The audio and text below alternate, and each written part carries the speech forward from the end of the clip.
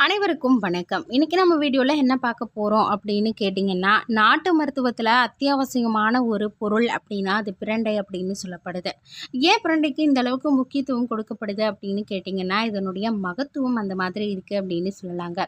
பலருக்கும் இது கசப்பான தன்மை கொண்டதால இந்த பிரண்டைய பிடிக்காது அப்படின்னு சொல்லலாம். உங்களுக்கு பிரண்டை பிடிக்குமா அப்படின்ற விஷயத்த மறக்காம கமெண்ட் பாக்ஸ்ல கமெண்ட் பண்ணுங்க. பிரண்டை பற்றின நிறைய சுவாரஸ்யமான விஷயங்களை இந்த வீடியோவில் நம்ம பார்க்க போகிறோம். வீடியோக்குள்ளே போகிறதுக்கு முன்னாடி நீங்கள் இது வரைக்கும் நம்ம சேனலை சப்ஸ்கிரைப் பண்ணல அப்படின்னா மறக்காமல் கீழே இருக்க ரெட் கலர் சப்ஸ்கிரைப் பட்டனை கிளிக் பண்ணி நம்ம சேனலை சப்ஸ்கிரைப் பண்ணிடுங்க. அப்படியே நோட்டிஃபிகேஷனுக்கான பெல் பட்டனை மறக்காமல் கிளிக் பண்ணிக்கோங்க. வாங்க வீடியோக்குள்ளே போகலாம். பிரண்டையுடைய பலன்கள் அதிகமாக இருக்குது அப்படிங்கிறதால தான் சித்த மருத்துவத்திலையும் ஆயுர்வேதத்துலேயும் பிரண்டைக்கு முக்கியமான இடம் இருக்குது அப்படின்னு சொல்லப்படுது.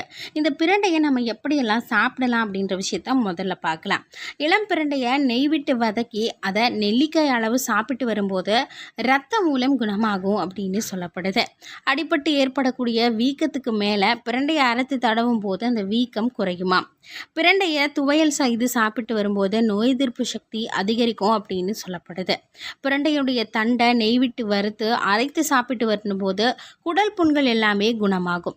முக்கியமாக பெருங்குடலில் ஏற்படுற புண்கள் சரியாகும் அப்படின்னு சொல்லப்படுது. பிரண்டை சாப்பிடுவதால நரம்பு தளர்ச்சி நீங்கி ஆண்மை பெருகுமா. பிரண்டை துவையல் செரிமான கோளாறு மலச்சிக்கல்களை போக்கும் அப்படின்னு சொல்கிறாங்க. பிரண்டை சாப்பிடுவது மூலியமாக பெண்களுக்கு மாதவிடாய் கால வலி அப்படிங்கிறது குறைவாகும் அப்படின்னும் சொல்லப்படுது. பார்க்குறதுக்கு பச்சை பசேல்னு அழகிய தோற்றத்தோடு காணப்படுறதே இந்த பிரண்டை கொடி அப்படின்னு சொல்லுவாங்க. பொதுவாக வேலியோரமாக தான் இது அதிகமாக வளரும். வேலியில் அனைத்து செடிகளும் வாடி வதங்கி இருந்தாலும் இந்த பிரண்டை எப்போவுமே வாடிய நிலையில் நம்ம கண்ணுக்கு படவே படாது. பச்சை பசேல்னு எப்பயுமே இருக்கும். இந்த பிரண்டைக்கு வச்சிரவள்ளி அப்படின்னு இன்னொரு பெயரும் இருக்கான். பிரண்டை கொடி மூலிகை வகைகளில் ஒன்று அப்படின்னு சொல்லப்படுது. பார்க்குறதுக்கு அடுக்கடுக்காக தொடர்ந்து கொண்டே போகிற மாதிரி இருக்கும். இதில் கால்சியம் சத்து அதிகமாக இருக்குது அப்படின்னு சொல்கிறாங்க. பசியார பிரண்டை அப்படின்னு ஒரு பழமொழியும் சொல்லப்படுது. இந்த பழமொழிக்கு ஏற்ப பசியை தூண்டக்கூடிய தன்மை பிரண்டைக்கு அதிகமாக இருக்குது.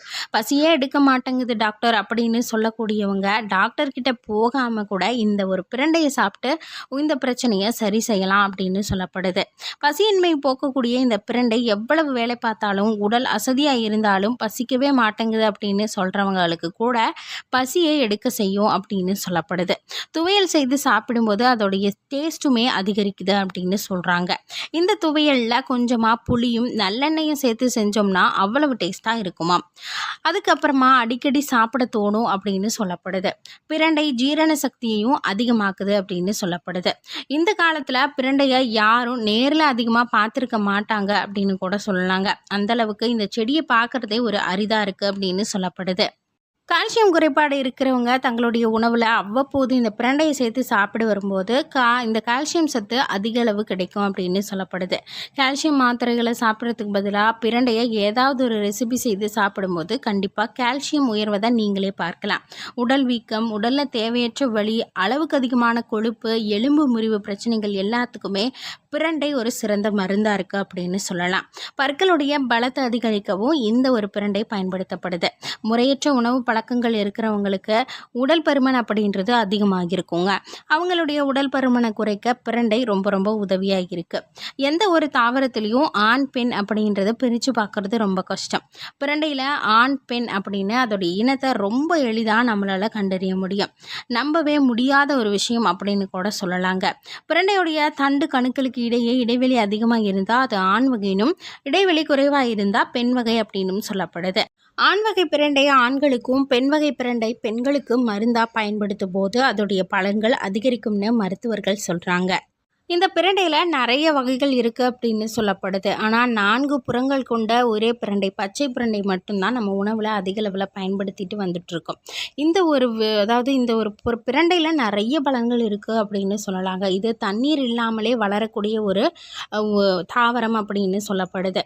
அது மட்டும் இல்லாமல் இதில் இருக்கக்கூடிய சத்துக்கள் அப்படின்றது நமக்கு ரொம்ப ரொம்ப அதிகம் அப்படின்னு சொல்லப்படுதுங்க.